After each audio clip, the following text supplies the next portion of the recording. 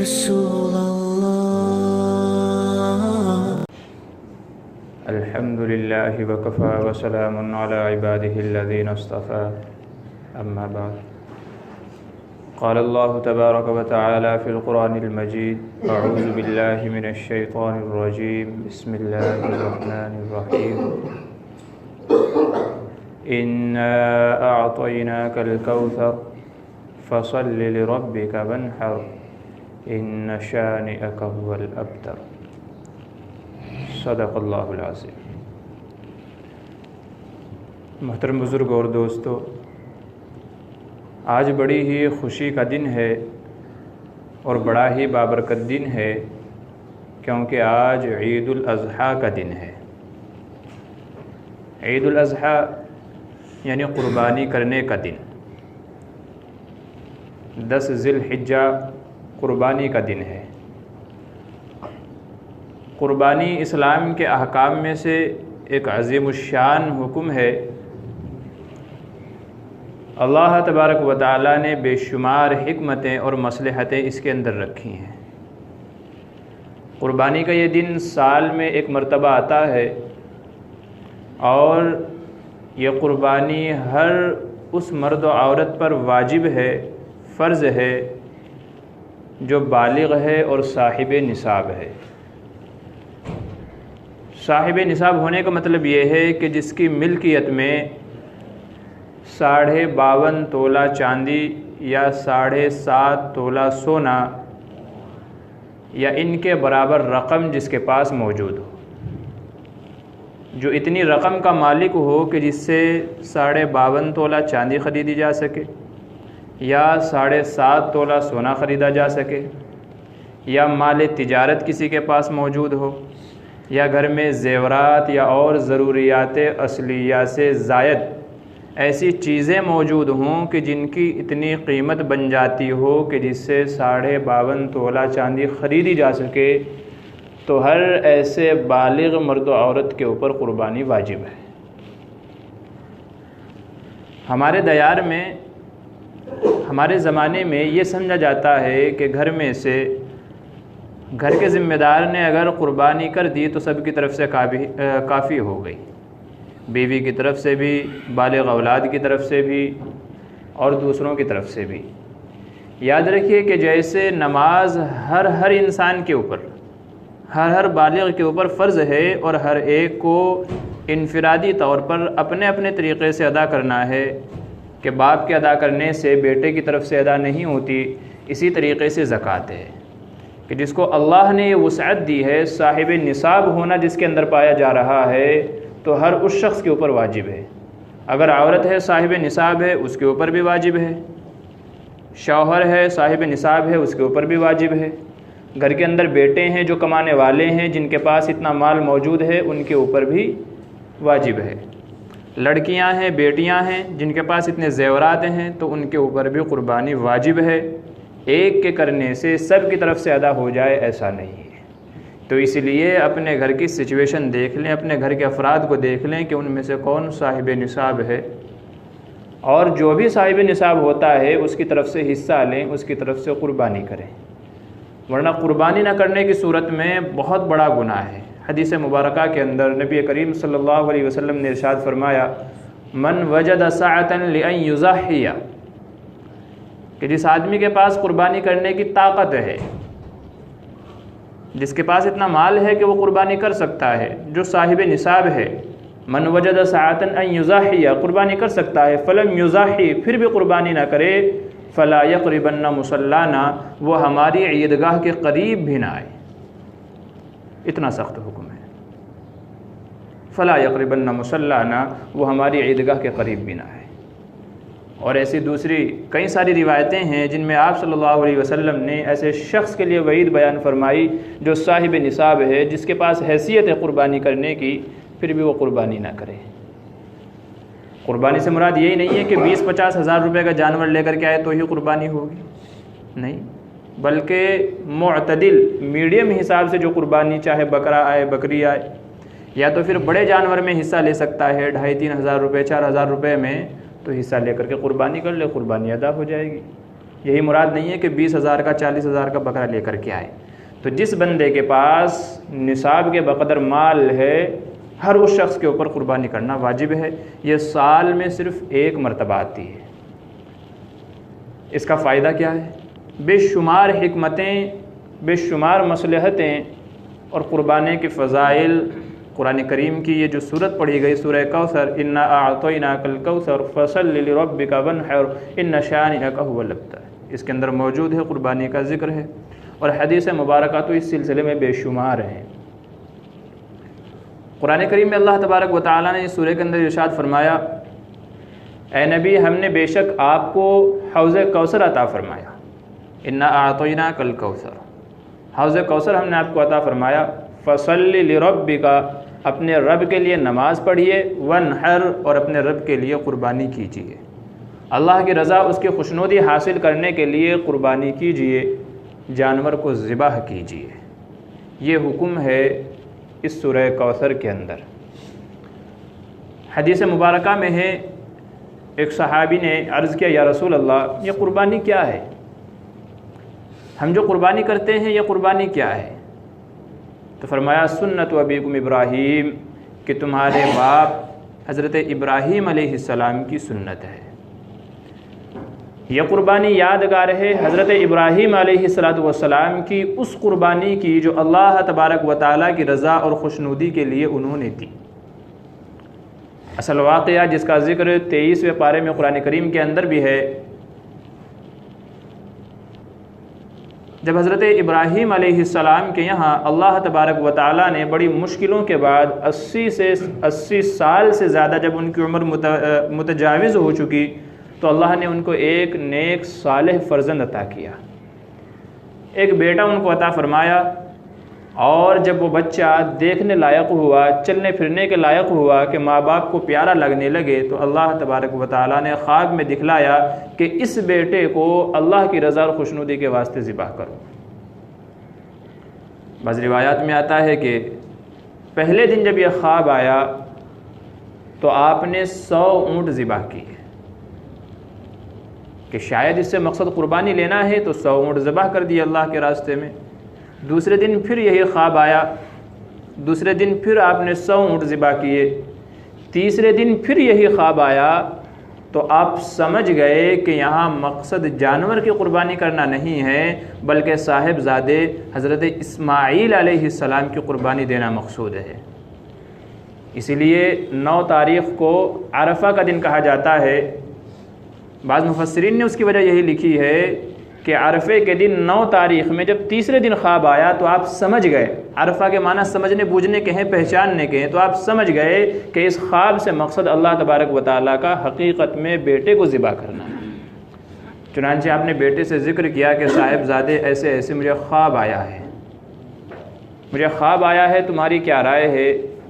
تو حضرت اسماعیل علیہ السلام نے کہا، فرزند نے کہا کہ ابا جان آپ اللہ کی رضا اور خوشنودی کے لیے وہ کر ڈالیے جو آپ کو حکم دیا گیا۔ قال یا ابت افعل ما تؤمر، جو آپ کو حکم دیا گیا آپ کر ڈالیے، ستجدنی انشاءاللہ من الصابرین، میں انشاءاللہ صبر کرنے والوں میں سے آپ کو ملوں گا، اور میں اف تک نہیں کروں گا۔ چنانچہ بحکم خداوندی اللہ کی رضا اور خوشنودی کے لیے مینا میں لے کر کے گئے ہیں صاحبزادے حضرت اسماعیل علیہ السلام۔ بیوی حضرت حاجرہ سے کہا کہ صاحبزادے کو تیار کرو، نہلاؤ دھلاؤ، اچھے کپڑے پہناؤ، خوشبو لگاؤ، آج ان کو دعوت میں لے کر کے جانا ہے۔ انہوں نے تیار کیا، یہ لے کر کے گئے ہیں اللہ کی راہ میں ذبح کرنے کے لیے، تو پیچھے سے شیطان نے بہکایا۔ پہلے حضرت حاجرہ کے پاس گیا اور ان کو بتایا کہ ایسے ایسے وہ تو ذبح کرنے کے لیے لے کے جا رہے ہیں، کہیں دعوت میں نہیں لے کے جا رہے۔ حضرت حاجرہ اس کے بہکاوے میں نہیں آئی کہ بھلا کوئی باپ اپنے بیٹے کو ذبح کر سکتا ہے؟ کہ ہاں یقیناً کر سکتا ہے، کہ نہیں میں یقین نہیں کر سکتی۔ جب وہ پریشان ہو گیا کہ یقین کیسے دلاؤں، تو آخرکار سچ بولنا پڑا کہ وہ تو اللہ کے راستے میں ذبح کرنے کے لیے، اللہ نے حکم دیا ہے کہ صاحبزادے کو ذبح کرو، اس لیے ذبح کرنے لے کے جا رہے، دعوت میں نہیں لے کے جا رہے۔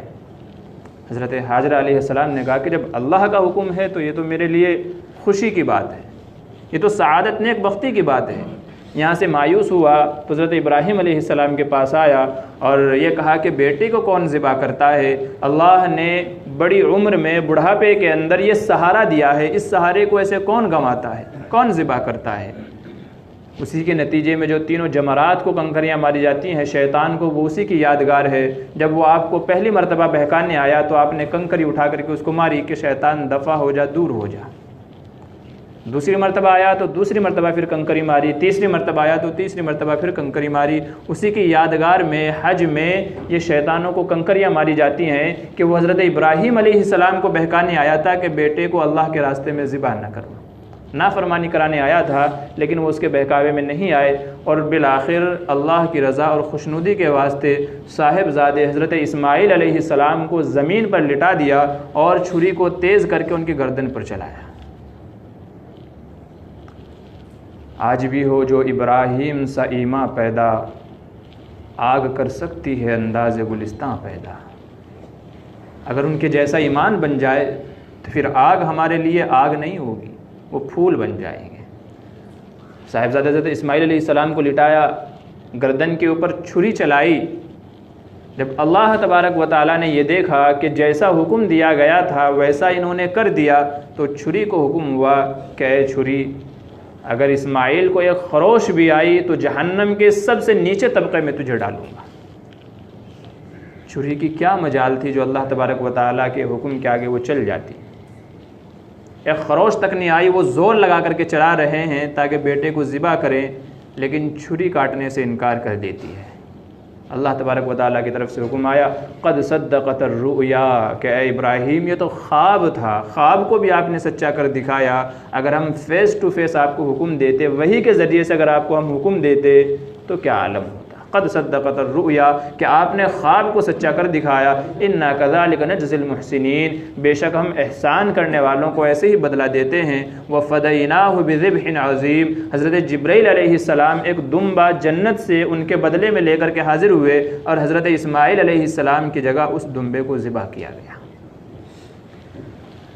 اور تب سے اللہ تبارک و تعالیٰ کو یہ ادا ایسی پسند آئی کہ آنے والی پوری امت کے لیے یہ حکم فرما دیا گیا کہ جس بندے کے پاس نصاب کے بقدر مال ہے اسے اللہ کی رضا خوشنودی کے واسطے جانور کو ذبح کرنا ہے۔ تو جب آپ سے پوچھا گیا کہ یا رسول اللہ یہ قربانی کیا ہے، تو آپ نے فرمایا سنت ابیکم ابراہیم، تمہارے باپ ابراہیم علیہ السلام کی سنت ہے۔ اس میں ہمارا فائدہ کیا ہے؟ یا رسول اللہ قربانی کرنے میں ہمارا فائدہ کیا ہے؟ تو فرمایا کہ اس کے ہر بال کے بدلے، قربانی کے جانور کے ہر بال کے بدلے تمہارے لیے نیکی لکھی جاتی ہے۔ ایک روایت میں ہے حضرت فاطمہ رضی اللہ عنہا سے آپ نے کہا کہ فاطمہ اپنی قربانی کے پاس جاؤ، جہاں جانور ذبح ہو رہا ہے وہاں جا کر کے کھڑی ہو جاؤ، دیکھو اپنی قربانی کو ذبح ہوتے ہوئے، اس لیے کہ اس کا خون کا پہلا قطرہ زمین پر گرتے ہی تمہارے گناہ معاف ہو جاتے ہیں۔ پہلا قطرہ زمین پر۔ یہاں اس سے عورتوں کو یہ سمجھ نہ لینا چاہیے کہ جب حضرت فاطمہ سے کہا کہ اپنے قربانی کے پاس جاؤ جہاں ذبح ہو رہی ہے تو عورتیں بھی جہاں جانور ذبح ہو رہا ہے وہاں آئیں گی، نہیں، بلکہ مراد یہ ہے کہ محرم جیسے حضرت علی ذبح کر رہے ہوں، خاندان کا کوئی اور فرد محرم ذبح کر رہا ہو تو جا کر کے کھڑی ہو جاؤ، نامحرموں میں جانے کا جواز نہیں نکلتا اس سے۔ تو فرمایا فاطمہ جہاں تمہاری قربانی ذبح ہو رہی ہے وہاں جا کر کے جاؤ، وہاں کھڑی ہو جاؤ، اس جانور کا پہلا قطرہ زمین پر گرتے ہی تمہارے گناہ معاف ہو جائیں گے، اور قیامت کے دن اس جانور کو اس کی کھال کے ساتھ، اس کی اون کے ساتھ، اس کے بالوں کے ساتھ، اس کے کھروں کے ساتھ، اس کے سینگ کے ساتھ لایا جائے گا، اور تمہارے نامہ اعمال میں 70 گنا وزن بڑھا کر کے تمہارے نامہ اعمال میں رکھ دیا جائے گا، 70 گنا بڑھا کر کے۔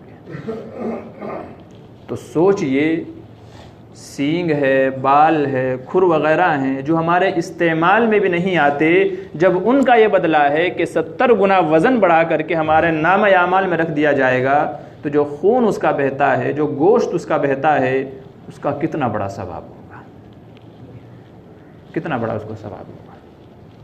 تو یہ قربانی کا فائدہ اور اس کا ثواب نبی کریم صلی اللہ علیہ وسلم نے حدیث مبارکہ کے اندر بیان فرمایا، اتنا بڑا فائدہ ہے۔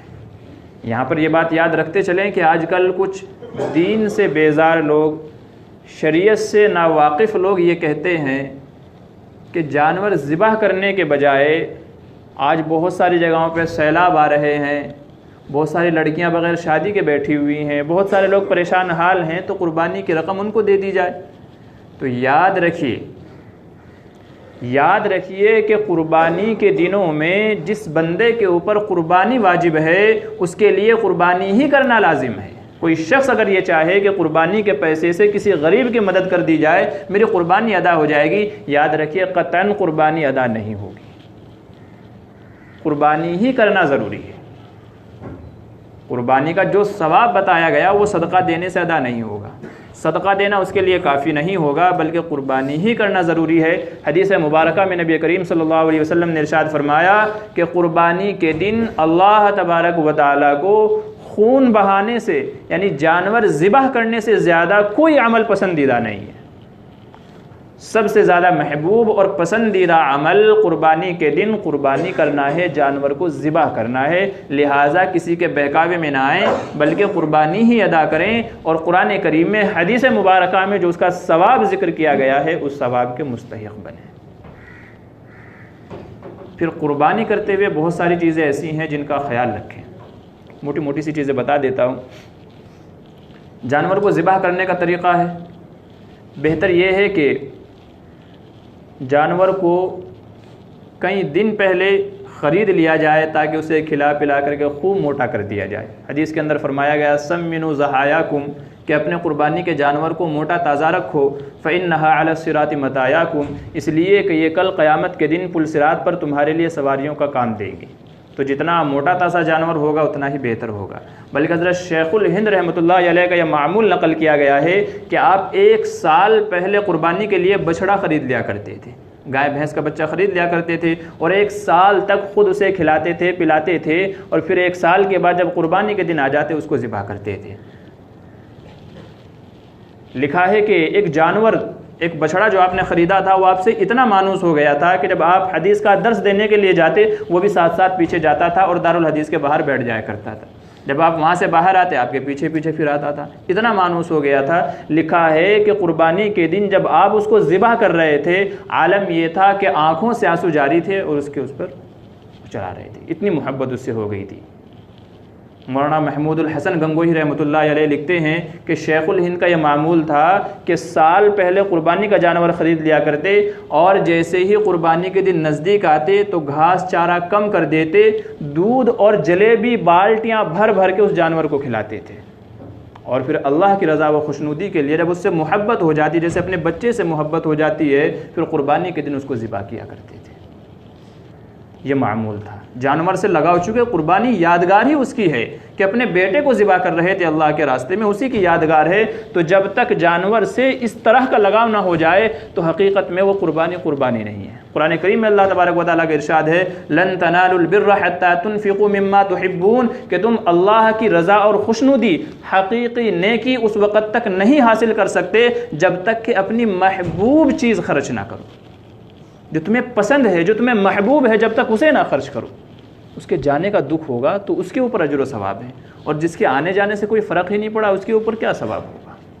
تو اس لیے جانور کو کئی دن پہلے خرید لیں، اچھے سے اس کی خوب خاطر تواضع کریں، موٹا تازہ کر لیں، اور جب قربانی کا دن آئے تو قربانی سے پہلے بہتر ہے کہ اسے پانی پلا دیا جائے، پانی پلا کر کے قبلہ رخ اسے لٹا دیا جائے، اور یہ دعا پڑھی جائے انی وجہت وجہی للذی فطر السماوات والارض حنیفا وما انا من المشرکین ان صلاتی ونسکی ومحیای ومماتی للہ رب العالمین لا شریک لہ وبذلک امرت وانا اول المسلمین۔ جانور کو قبلہ رخ کر دیا ہے، اب اس کی گردن پر چھری چلانی ہے، تو چھری چلاتے ہوئے دعا پڑھیں بسم اللہ اللہ اکبر، یہ ذبح کرنے کی دعا ہے۔ یہ دعا پڑھ کر کے جانور کے گردن پر چھری چلائیں۔ یاد رکھیں کہ 4 رگیں ہوتی ہیں جانور کے اندر، حلقوم، مری اور ودجین، 2 رگیں ہوتی ہیں۔ حلقوم یعنی سانس کی جو نالی ہے، مری جو کھانے پینے کی نالی ہے وہ، اور 2 رگیں اس کے آزو بازو میں ہوتی ہیں۔ تو ان 4 رگوں میں سے 4 کا اکثر حصہ کٹنا ضروری ہے، یا تو کم از کم 3 رگیں مکمل طور پر کٹنی ضروری ہیں۔ اگر تھوڑا تھوڑا حصہ سب رگوں کا کٹا ہے، مکمل طور پر کٹا ہے، مکمل طور پہ نہیں کٹا ہے تو جانور ذبح نہیں ہوگا۔ اس لیے اپنے جانور کو اپنے ہاتھ سے ذبح کریں۔ ذبح کرنے کا بڑا آسان طریقہ ہے، اپنے ہاتھ سے جانور کو ذبح کریں، اور ذبح کرتے ہوئے اس چیز کا خیال رکھیں کہ کم از کم 3 رگیں ضرور کٹ جائیں۔ یہاں پر ایک مسئلے کا دھیان رکھیں کہ یہ قصائی لوگ ایسا کرتے ہیں کہ جیسے آپ کو چھری دے دی کہ آپ اپنے جانور کو ذبح کریں، آپ نے تھوڑا ہی جانور ذبح کیا ہوتا ہے کہ وہ آ کر کے چھری پکڑ لیتا ہے۔ تو ایسی صورت میں یاد رکھیے، اس سے بولیں کہ تو بھی بسم اللہ پڑھ کر کے چھری چلا، چونکہ جانور مکمل ذبح نہیں ہوتا کہ کہیں کپڑوں پہ خون نہ لگ جائے، اس وجہ سے وہ چھری لے لیتے ہیں۔ تو اگر اس نے بنا بسم اللہ پڑھے جانور کو چھری چلا دی، اس کے اوپر جو حصہ باقی بچ گیا ہے اس کو کاٹنے لگا، تو ایسی صورت میں جانور حلال نہیں ہوگا۔ اس لیے اگر کوئی دوسرا بھی ہیلپ کر رہا ہے تو اسے بھی کہیں کہ بسم اللہ پڑھ، پھر میرے ساتھ شامل ہو جا، ورنہ تو مکمل طریقے سے آپ ہی اس کو چلائیں۔ تو یہ بسم اللہ یا اللہ اکبر یہ پڑھ کر کے جانور کو ذبح کر دینا ہے، اور پھر اس کے بعد دعا پڑھنی ہے جب جانور ذبح ہو گیا، اللہم تقبل منی، اے اللہ اسے میری طرف سے قبول فرما، کما تقبلت من حبیبک محمد صلی اللہ علیہ وسلم و ابراہیم خلیل اللہ، جیسے تو نے اپنے نبی محمد صلی اللہ علیہ وسلم کی طرف سے قربانی قبول کی اور اپنے خلیل ابراہیم علیہ الصلوۃ والسلام کی طرف سے قربانی قبول کی، تو ایسے ہی میری طرف سے اس قربانی کو بھی قبول فرما۔ یہ آسان سا طریقہ ہے۔ اب آخری ایک اور مسئلہ بتا دیتا ہوں۔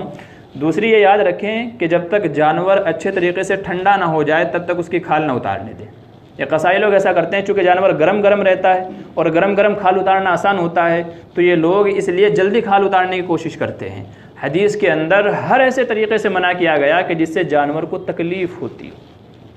ابھی اس کے اندر ایک گناہ روح باقی رہتی ہے، اس لیے جب تک مکمل ٹھنڈا جانور نہ ہو جائے، مکمل وہ ساکن نہ ہو جائے، اس کے اندر حرکت بند نہ ہو جائے، تب تک کھال نہ اتارنے دیں۔ گرم ابھی ذبح کیا اور فوراً کھال اتارنے لگے تو اس سے جانور کو تکلیف ہوتی ہے، اس لیے اس کا خیال رکھیں۔